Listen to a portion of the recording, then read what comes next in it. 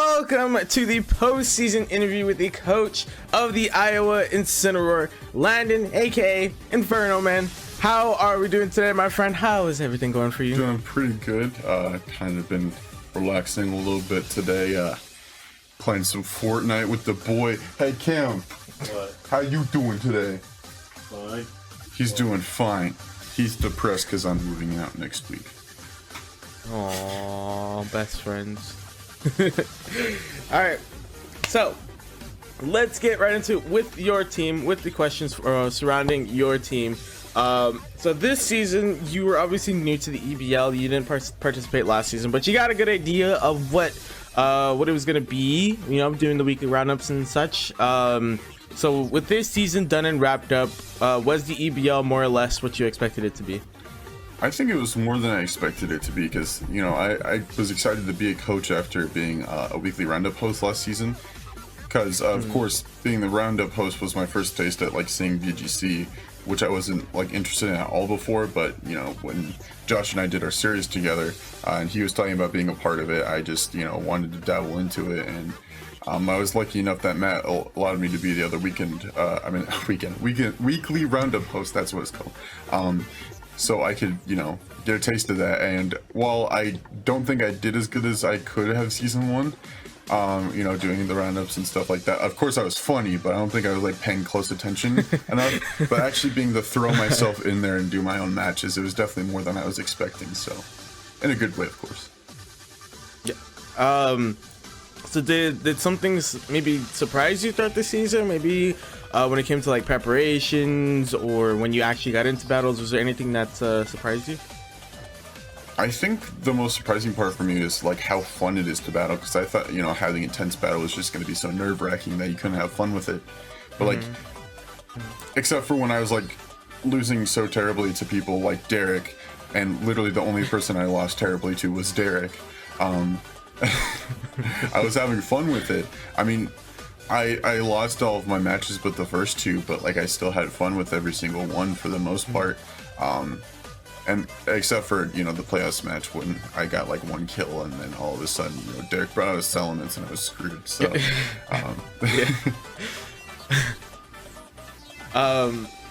So I brought up preparation with that last question, and that's kind of part of this one. Would you maybe have approached this season differently in any way? So, for example, like your preparations or the way you drafted or anything like that? Something that I'm going to apply to myself next season is, you guys talked about me having a lot of my favorite Pokemon, and yeah, I did that because I wanted to prove to people that they're competitively apt, like Vanillux. I definitely showed people that Vanillux is really good competitively.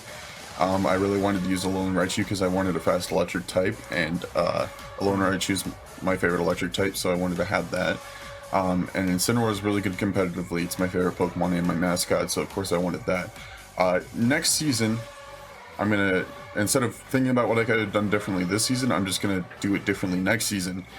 Draft some mons that I'm usually not like that, you know, familiar with, stuff like that. You know, I'm the shiny king of the EBL, so I'm only going to be using shiny Pokemon I have. So, gonna definitely gonna be looking into a lot of my shiny Pokemon to see which ones are more competitively apt, capable of bringing a lot of damage and stuff like that. Because I definitely have a lot of Pokemon that are like that. I just focus a lot on using some of my favorite Pokemon instead.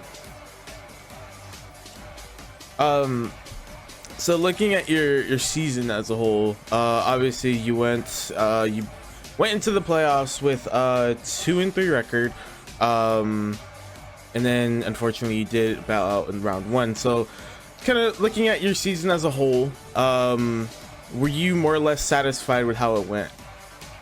I'm definitely not satisfied with the way it went.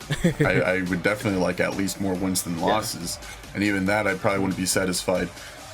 I think I was a little over my head in some parts because I saw people losing that I had to face and assumed that if they were losing, then there's no way I could lose against them because I hadn't lost yet.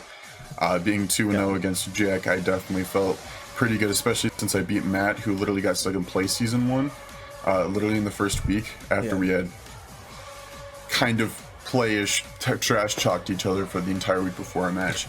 I felt like I could take on the world, and then I believe week 3 was when I fought Derek, right? That was week 3. Yeah. After losing to him because I had no preparation for Cinderace, that's when I realized that I needed somebody to help me battle, and that's when I started training with Guanako. And going into my battle with Foos, I spent the whole week like training with Guanako, and he's just like, I won most of the situations, and he's like, yeah, you got this in the bag. Like, you know, we were so confident. We were so confident that I was going to win that match, but then Foos brought the Blacephalon, and we definitely didn't prepare for that, and I ended up losing that match, unfortunately. So it's a lot of, you know, next season, if I'm going to be prepping with everyone, we definitely got to consider every possible situation, because we did consider every possible situation for the playoffs match against Derek. Unfortunately, I had lost most of my practice matches against Guanako, and even then we didn't expect for the Salamence to be that fast. So like that wasn't even the reason why we thought I would lose. We thought I would lose because I couldn't pull off the strat I had for Cinderace. But still, you know, Guanako was like, if you can pull that off, I'm confident you would. Yeah, I just gotta prepare for every situation.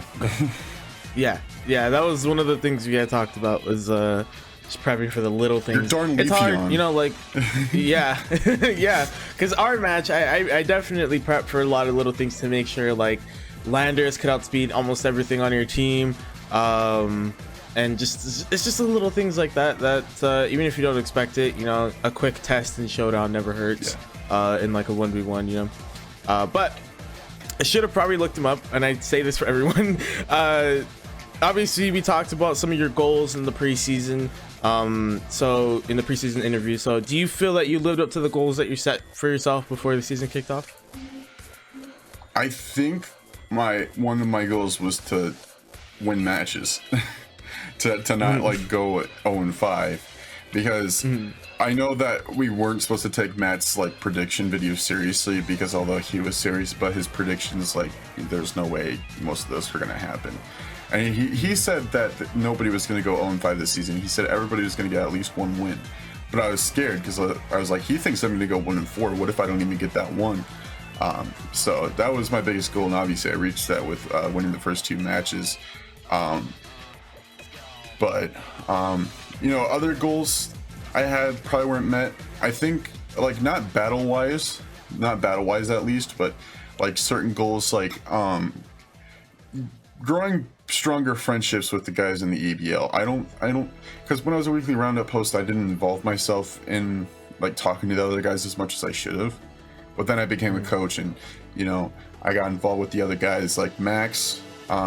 I already knew Max like before. Like I knew he's a great guy, and like I stopped by in his streams and stuff. But like I don't think I would have like been able to seriously call him like one of my good friends if I hadn't like participated in the season as a coach instead of a weekly roundup host.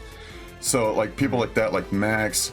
Obviously, I was already had a strong friendship with Derek, but you know, being able to talk to him more through the EBL was nice. See who else, like Matt, definitely Matt. Like Matt, I have been around like Matt since he was doing his rival locks with Philly cheesesteak, and I was always Team Stone, but like I hardly knew the guy. I was just like, I just don't want Phil to win, because you know, I had that rivalry with Phil. But now like I know Matt as like, I don't want him to win when it's me and him. So you know. But I definitely grew a stronger friendship with Matt through being a coach in the EBL, and he picks on me, but I really do appreciate him. So, you know, I think that goal is definitely met. Yeah, that's something that hasn't been mentioned too much, including by me, but that is definitely a piece of this of the EBL that's been great from the beginning. Definitely does well at building connections and relationships. So we briefly touched on this one earlier. It wasn't very brief.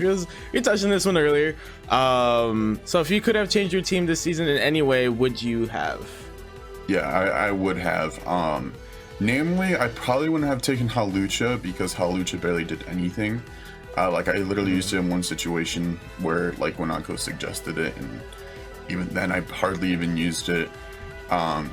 Polyrath was good in hindsight for me because I had already like planned on like building it up before we even drafted, and that's why I took it so early, because I had already like turned it up. I'm like, I already worked hard on this thing, like I'm not letting anybody else take it. But like I don't think anybody else was gonna take it, because Polyrath isn't really ideal. Like yeah, it can deal some hits if you build the right set for it, but I really did it because I wanted to like mess with people's minds with the rest talk moveset, and even then I barely even got to use that. So like Polyrath and Hawlucha are like the biggest ones I wouldn't draft. And then at the same time, like I can't really say that I would want to change Guzzlord, because that's obvious. I didn't want to take Guzzlord. It was literally my 4th pick. But the thing is that Carlos Wolf, he took my first choice, I believe. No, Max did. He took Stack Attack, and then Carlos took Celesteela, and then after that, Ace took Buzzwole. So I was like, I guess I'm taking Guzzlord because I'm not taking Xurkitree, and you know, those 3 Pokemon. And you guys, if you're paying attention to the matches, you obviously know that. I mean, the first 6 that I brought were most of the Pokemon that I brought were the other 6. Like I didn't really take Hawlucha, Polyrath, or Guzzlord. Guzzlord was literally used in the last match, well, not the last match, against Foos, because I wanted to use it to my advantage, but I didn't really want to use it in the first place. So yeah, I brought it against my playoff match against Derek too, but that was because we had a whole plan for it. But yeah, that didn't work out. So still looking at your team here, throughout the season, you obviously had one of the more unique teams in the league, and I think that's why a lot of people maybe just weren't sure exactly how you were going to perform. So in the sort of behind the scenes, were you able to adjust to your team quickly, or did it take some time before you fully started to understand it? Yeah, I'd say it took a bit, because the thing is that with the EBL rules, we can change up our move sets and even our abilities and our EVs and stuff like that. And I wasn't really like taking that to my advantage. I'm like, I'm using the Smogon sets. I'm not using anything but the Smogon sets. Like I'm not taking anything else. Like I'm not teaching my Pokemon anything else. And Guanako's just like, bro, you need to teach Grass not to your Raichu, because this could like do this against this person. Like you could teach this Pokemon this move, and I'm just like, see, this is why I wasn't doing competitive before, because I don't think about these things. Like, it definitely took me a bit to realize that I could, actually use the moveset change rule to my advantage. So, especially with Incineroar, like the only fire type move I had on was self recoil, and eventually I taught it Blaze Kick, and that ended up helping me. I believe I got a crit on somebody with it, which ended up knocking it out. I don't think it was your Leafeon, was it? You did kill my Leafeon. I don't remember if it was a crit though. Yeah, I just remember you missing one and then hitting the next one. I killed somebody with a Blaze Kick, I'm pretty sure, but I tried to kill your Hippowdon with a crit Darkest Lariat, so that's completely different, but yeah.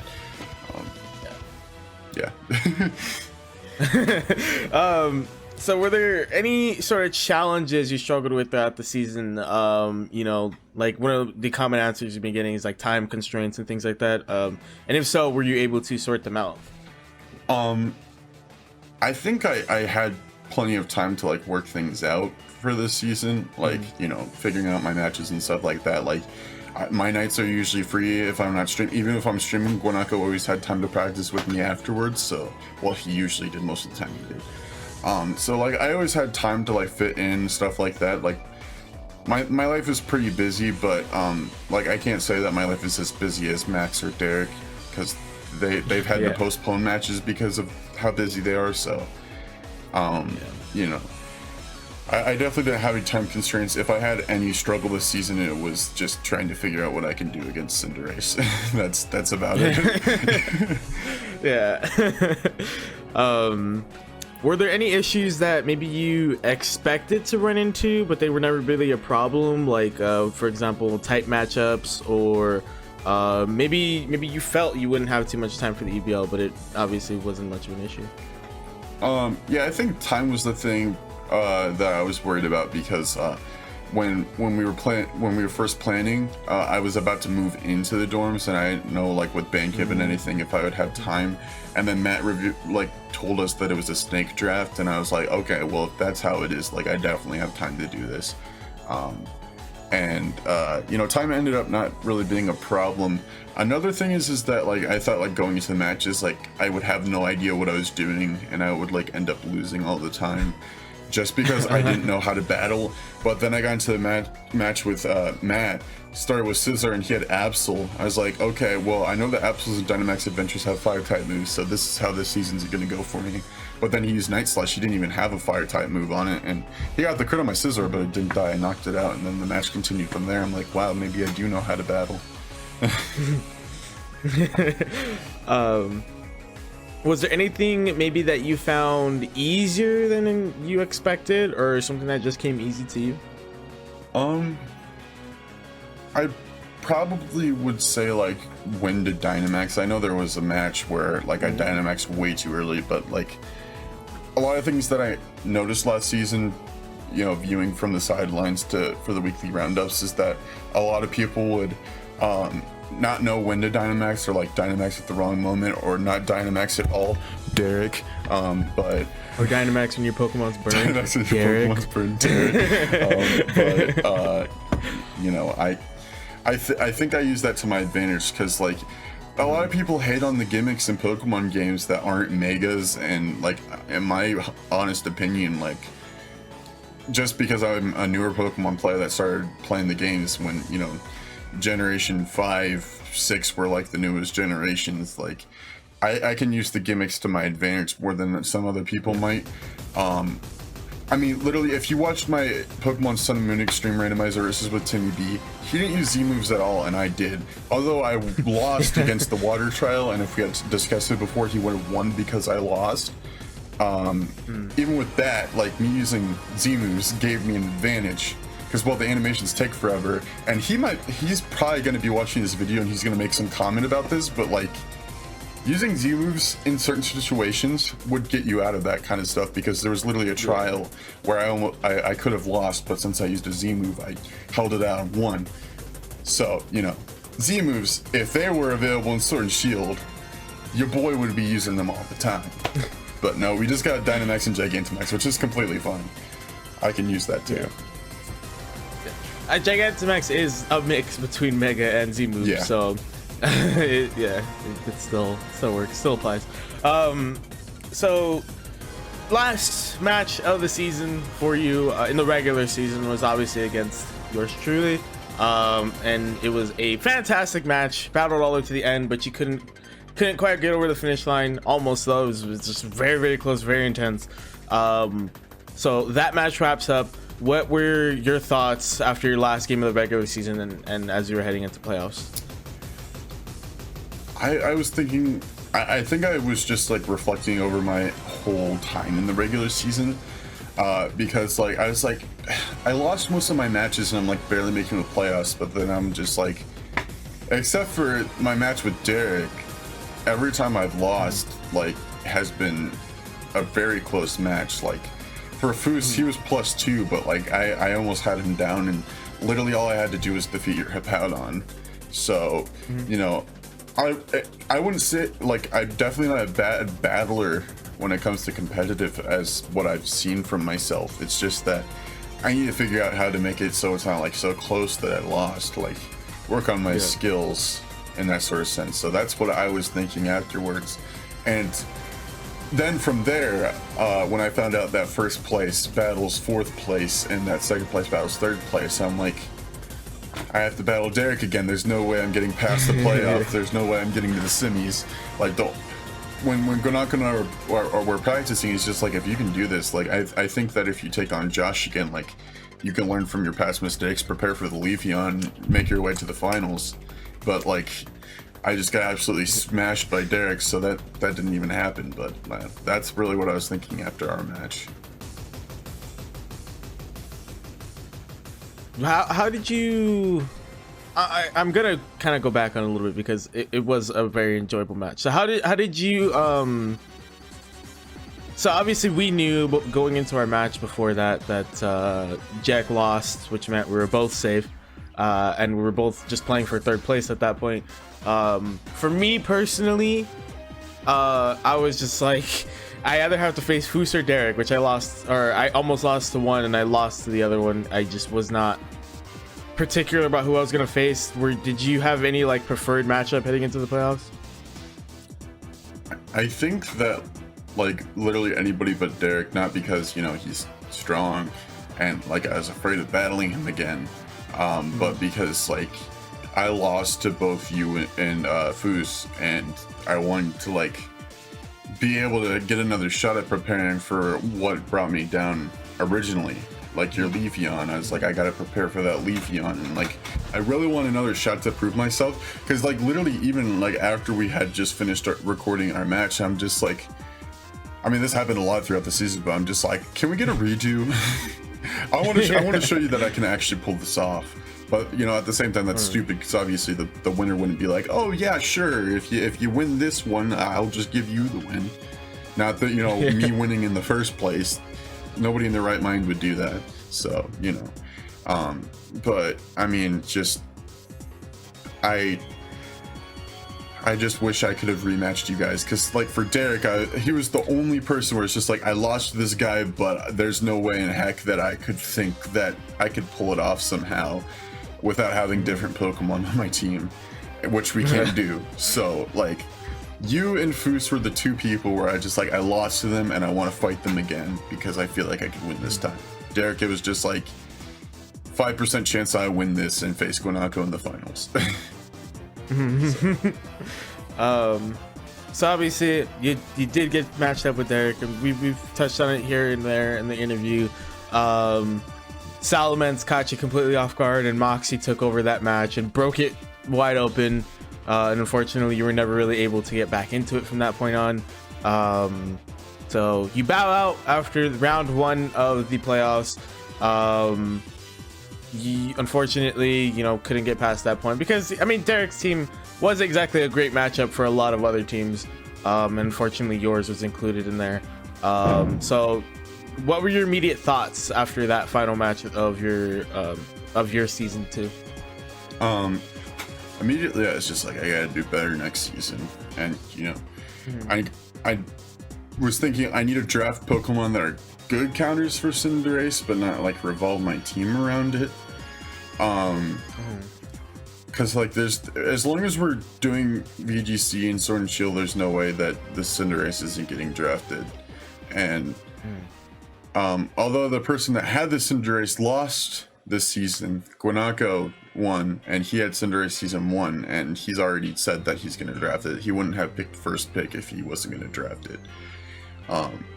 So, you know, it's just that we just got to expect to prepare for the Cinderace, and that's really what I was thinking. I was just like, no matter who gets the Cinderace, it's not going to be me, so I need to prepare. Yeah. And although, like, after that, I was just like, if there's any way that Josh, you could like pull it off and make it to the championships and win, you're not coming back next season. So I'm just like, is he going to hand off his pick to somebody else? Because I'll gladly take it and take the Cinderace. I think it would have defaulted to 3rd place. Dang, I don't think. Yeah. I would have had to have it. I would have had to have a chat with Matt about that. I would have been like, hey, if you put me in an opposite division from you, can I have the Cinderace, please? Just negotiate with him. Just like, let me have it. But no, like, I would be completely fine if we had a rule that said don't draft Cinderace, because it's just the ability that's just so broken. But you know. Yeah. I mean, I've said it's not so much what Cinderace can do in battle. It's more so the mental warfare that goes on because of it. Because you don't. Its moveset could be anything, almost anything, and obviously, like you said, Libero makes it stab, so it doesn't matter what moves it brings. It changes its typing constantly, and the only way to try to trip it up is to outspeed it and outpredict it and overpredict it, which is a dangerous game with a Cinderace, a very dangerous game. I will stand by that. Rotom Heat is one of the best counters, because Cinderace can't touch that thing, and you can easily neutralize it. But yeah, it's a really tough Pokemon, and not even just in battle, but just the mental warfare that goes on because of it is definitely a huge advantage. I mean, you saw in the playoffs last season for Guanako, he didn't even use it. He brought it, he didn't use it. And it's just that mental thing of just like, it's there. I have to think about it coming in. Like, it's yeah, it's a tough one. I don't think the scariest thing is that it makes every move stab. I think the scariest thing is like not knowing what type he's going to change to. So like you're gonna be like, oh well, he's got a flying type move on, he's got aerial ace, so there's a chance that if I use an electric type move to predict him, then it's gonna do a lot of damage to him. But then he ends up using a ground type move or something. Basically anything that's like your move won't do anything to it because you didn't use the move that you expected. It's trying to predict what type it's going to change to. That's really scary. Yeah, definitely. It's just not. It's not about moves being stabbed because like I don't care how much the move's doing as long as I survive. I just don't want to keep on trying to correctly predict what type he's going to be next. So season 2 was, I'd argue, a much more eventful season than season 1, and that's kind of to be expected. Obviously, when you have more people in the league and when we kind of expand in those ways. So from sort of a spectator's point of view, in a way, what are your thoughts on the EBL season 2 as a whole?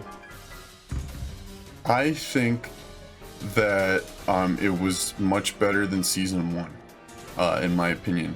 It's the fact that we had more coaches, more viewers keeping up with the league, and having more of a balance of having more Pokemon brought in, more strategies, more to the season basically. Season 1 wasn't bad per se because I feel kind of nostalgic towards it, and it was the first season, but like season 2 had a lot more to offer, and I want to say season 3 is the same, but I mean we have 4 people dropping out, one being you, another one being Foos, and then we have Jek and Wolf. I think that losing people, although we're having new people brought in, it's just anytime that like there's any sort of situation where there's a team of people and like some of them drop out and get replaced by other people, it never feels the same. But season 3 will have a lot to offer since it's going to be the full 12 coaches that Matt wanted to have in the league. 12 is his cap for the amount of coaches he wanted to have, so it's definitely going to be exciting to see how season 3 goes. And that leads into my next question. Are you excited about being a part of next season 3? I definitely am, not only as being a coach, but returning to the weekly roundup. I didn't think I'd be coming back because I dropped out in the first place because I was becoming a coach.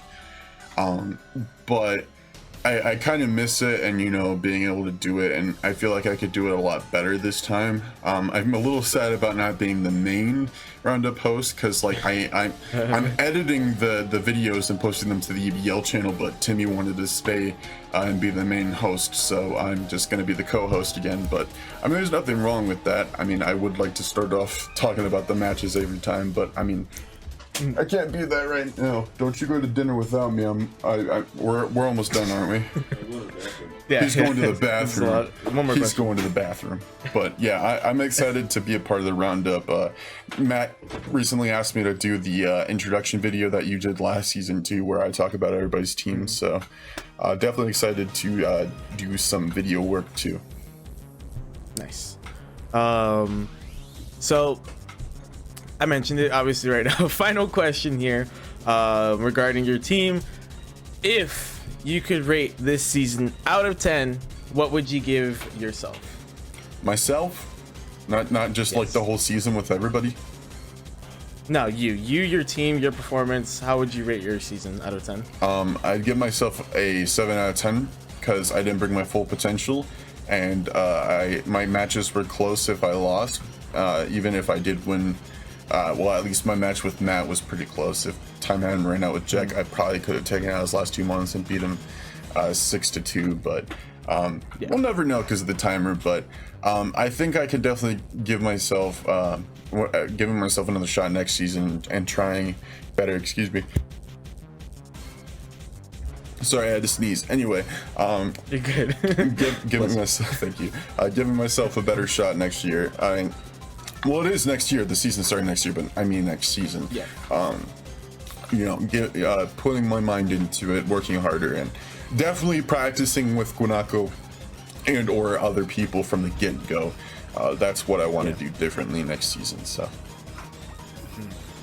I like that. 7 out of 10, definitely room for improvement there, and I can definitely see it happening because I was impressed with how you came into the season, and your performances throughout. So with all that out the way, I'm gonna toss it over to you so you can go ahead and plug all your good stuff you got going on, series, socials, everything. I turn it over to you. all right, so I got a lot to talk about. So strap in, buckle your seatbelts, and wash your hands because hygiene is important. Drink your water too. Anywho, currently what I have going on is just one solo series. My last solo series planned on the channel for a bit. I am planning, like Josh, to start only doing partner projects very soon, but I'm doing a Pokemon Shield Hardcore Randomizer Nuzlocke as of when this is coming out, because it should be coming out on Saturday. I have 9 episodes out so far. Hopefully I didn't reset again, because that has happened. It's been a very intense series, so you should definitely be checking it out if you haven't. So that's it for like video stuff. I stream, obviously, like streaming has grown my channel. For streaming, right now I'm working on getting my shiny team for my Pokemon Shiny Pearl Shiny Lock. Hopefully I'm not shiny hunting Starly by the time it comes out, but I wouldn't be surprised if I still am. But after we're done with Starly, we should be going for Mischievous in Eterna Forest. So definitely be coming out to my streams if you haven't been. I am planning on diversifying up the content more. It's been a long time since I did anything besides shiny hunting, so I'm hoping to get into some Legend of Zeldas and some Marios and some other stuffs. So keep an eye out for that. This is on my channel, so I'm not afraid to say, look at the links in the description. I got Twitter, I got Discord, I got lots of stuff for you to be following and to keep up with stuff with. Subscribe, ring that notification bell, like the video, subscribe to Josh too, because this man is amazing. He's not going to be part of the EDL next season, but he's got plenty of content to offer. He's one of my closest friends on YouTube, one of my best friends on YouTube, and we're going to be working on a series together with Jechnician and all more videos very soon. A Pokemon Oras 2v2 versus. No, Soul Link, not versus. He's so used to versus stuff. Anywho, that's all I got to plug for now. So yeah, definitely check it all out. Awesome. Yes, absolutely. Subscribe. He needs more subscribers. He does. But that's that for the Incineroar's post-season interview. Obviously, best of luck to you in season 3. And any final words for the fans out there? I love you. Stay beautiful. A little ASMR to end off the interview, and there you have it. I hope you have a fantastic day, and we'll see you real soon for the start of season 3 on February 5th. Yeah, February 5th. I'm pretty sure it's February 5th. Yeah. So that's when season 3 will be kicking off with Elite Battling. So we'll see you then. Take care, everyone. Bye.